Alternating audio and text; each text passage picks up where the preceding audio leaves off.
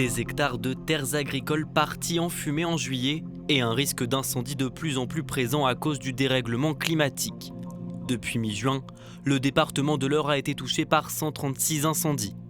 300 hectares ont été dévorés par les flammes, c'est 2 fois moins que l'an passé. On a eu chaque jour 300 sapeurs-pompiers mobilisés en moyenne, 100 de plus que le temps normal, 100 qui étaient prépositionnés dans les centres de secours, dans les zones du département les plus à risque, pour pouvoir intervenir rapidement sur les feux de récolte dès qu'ils étaient signalés.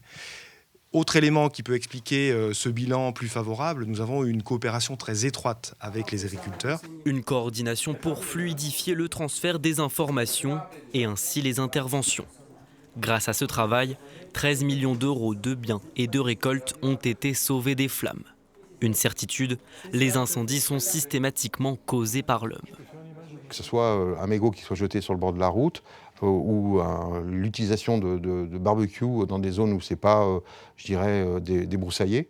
Et donc les gens ne prennent pas conscience que très rapidement, rien qu'avec ce milieu incandescent lié au vent, vous allez risquer d'avoir un départ de feu et ensuite une propagation beaucoup plus rapide.